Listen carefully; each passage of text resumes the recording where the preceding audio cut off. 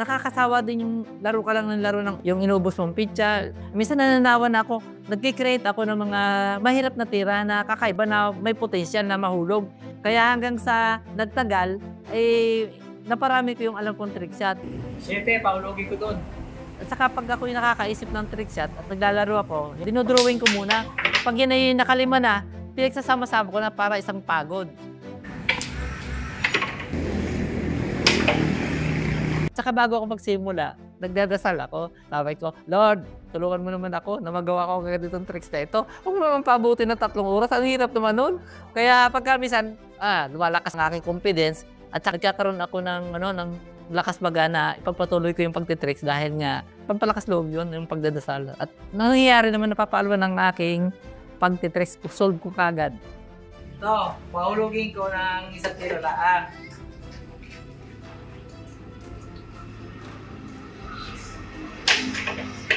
Ako si Mr. Rochel Solveta, isang dating guro. Isa ring negosyante dito sa aming bayan. Ako ay 58 years old na ngayon at isa sa kinikilalang manlalaro ng pool. Ang aking page sa Facebook ay Pinoy Pool Trick Shot at sa TikTok naman ang pangalan nun ay Pool Master 65 at doon naman sa aking YouTube ay ang pangalan nun ay Pinoy Pool Trick Shot at ang aking basag ay Mangyan Master ng Pilipinas. Ako din tinatawag nilang Pinoy Pool Master.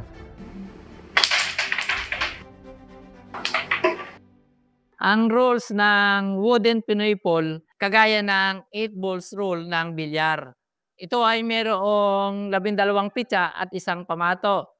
Yung 6 ay may kulay pula at yung isa ay may kulay itim o kulay blue.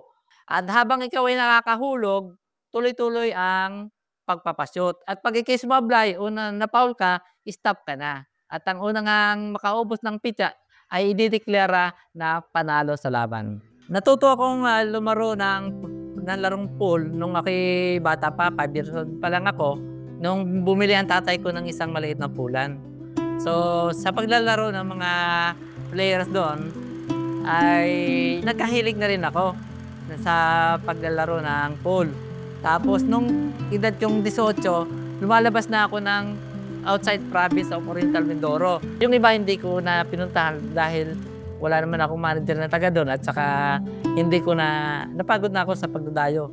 Siyempre, dahil na ako na ng 25 noon, naisip ko na wala akong future. Ano kang ipapakain ko sa aking pamilya kung ako'y magkakaasawa? So, ang ginawa ko, ipinagpatuloy ko na lang yung pag-aaral ko na kumuha ako ng engineering tapos hindi natuloy. Nag-shift naman ako ng kursong education na course at doon ako nakatapos. Then after that, tinigil ko na ang pagpupul dahil nakikita ko, ipagpapalibang ko muna ang pagpupul. In the long run siguro, pagka-establish na ang buhay ko, saka ako na babalikan ng pagpupul. Kaya nung tumigil ako noong 2019 sa pagtuturo at nagnegosyo na nga lang ako, nakita ko na usong-uso na pala ang pool at saka yung mga magagaling, hindi na nila ako kilala. Kaya nung lumabas ako, hindi nila mapaniwalaan na yung mga tricks at ko yung napakahirap. Akala nila, simpleng tao lang ako. Dahil hindi nga, nawala ako sa limelight eh. Tapos nakita ko nung 2019, nung ako'y nagbuklat sa mga YouTube, nakita ko mga laro, ang dami na palang naglalaro noon. Kaya sabi ko, wala naman nagsiseryoso sa pagbablog ng trick shot, ng pagpupul. Walang kita yan kundi dito lang ang pagbabantay niyan. So, pinabalik natin. Isa pang tayo para maipakita natin kung paano ginagawa ang pectus. Dahil nga ako'y nag-turo sa DepEd at na-handle ko rin yung subject na PE. Siyempre yung mga larong Pinoy, hindi nababanggit ang wooden Pinoy pool. Kasi yung wooden Pinoy pool, ay talagang sa atin lang makikita yan. Bagamat masasabi natin na hindi sa atin originally concept yan, lahat naman ng laruan naman ay may pinaggayahan yan. Kahit yung basketball na yan, volleyball na, may pinaggayahan yan. Pero pagka nagkaroon ng pagbabago at nirevise mo yon, pwede mo na larong Pinoy na ito. At this moment, ito ay kinikilala bilang isang sugal. At nakikita ko rin sa social media, marami na nagkakahilig sa larong wooden Pinoy pool. Actually, yung ibang mga nagbilyar, bago sila nagbilyar, nung mga bata pa sila, humawak muna sila ng tako ng pulan. Kasi basic na rin yun eh, pag mahusay ka na humawak ng tako sa larong pool, pag pumunta ka sa bilyaran at kinuha mo ang tako, yung paghasa mo pa lamang ng tako, makikita na, oh, may alam ka sa tako. Ang galing mo na magplangketa. Oh, kailangan na ng master eh.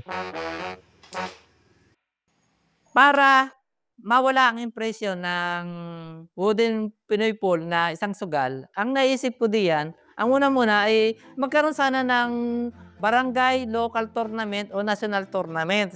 Eh dahil walang tournament, eh siyempre hindi mo pwedeng para maipakita mo yung galing mo, eh maglalaro lang kayo, ganun na lang yun. Eh hindi seryosohan. So dinadaan sa pustahan para seryoso ang laban. Eh siyempre kung merong tournament yan, o sige, eh di sa tournament na lang tayo magpapangita. Hindi pera ang priority, kundi tournament. Siguro dapat din eh maglaan ng pondo ang ating local government o kaya ang ating private sector para sa ganun, mainggan niya yung mga players natin na maglaro. Kasi ang wooden Pinoy pool sa ibang mga barangay pinagbabawal yan. So ay alam mo naman ang mga Pinoy pagkabawal yun ang gusto. Patago nila ginagawa at nagpupustahan sila. Pero kung open yan, parang basketball na yan, na pag nakita, pinababayan lang, eh ba't pa sila magsusugal? Hindi, play lang, ang daming kalaban eh. At hindi na nila maiisip ang pagsusugal dahil may tournament na nang sasalihan sila eh. Paano kung sasabihin na ang wooden Pinoy pool ay sumisikat na laro? Yung aking isang post na TikTok, 10.4 million ang nanood doon. At meron pa ako doong 6 million, meron pang 4 million views. O ibig sabihin maraming mahilig mag-pool. Sa tingin ko, in terms sa national competition, pwede namang makipagpaisahan tayo sa ibang mga tournament, kagaya sa Europe. Meron doon silang 6 na bansa na sumasali sa competition. Ang tawag doon ay Novus Pool Game. Kaya lang, iba ang kanilang rules.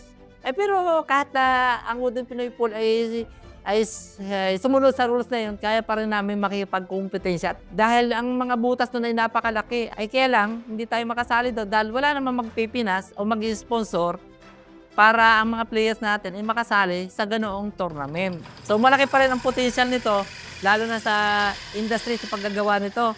Actually, yung mga kaibigan ko na gumagawa ng pulan, meron gustong bumili sa kanila.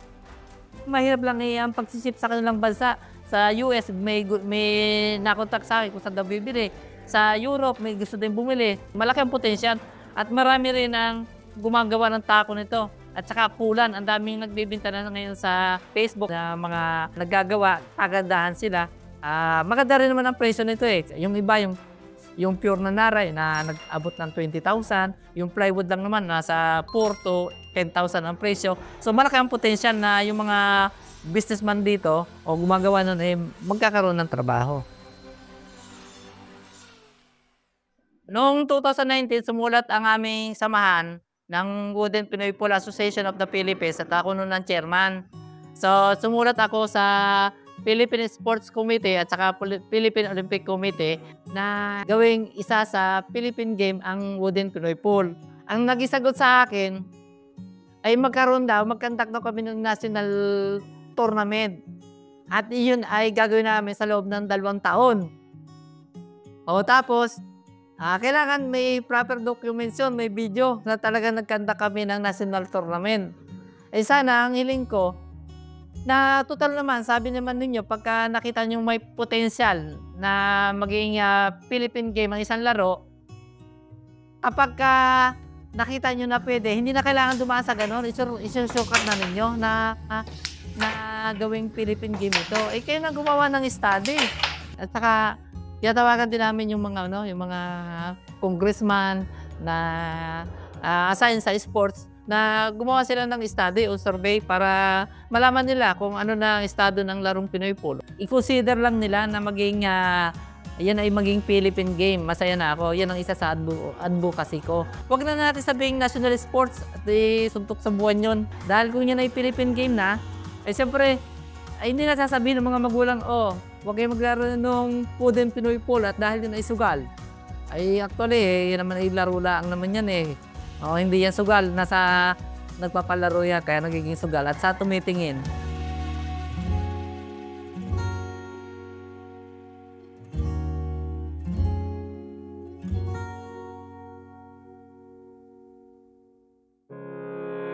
Mula sa pagsasaliksik, video shoot at editing, ang Love City ay ginagawang aming 200% effort para ibahagi sa inyo mga inspiring contents.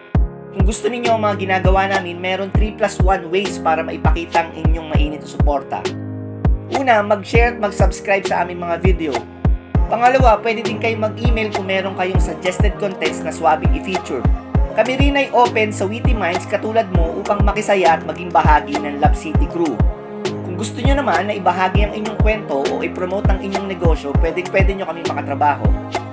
Kung sa kategory man pasok ang trip nyo, please check the link below for more info. Kung nais nyo sumama sa aming paglalakbay, tara kasyudad, adto ta!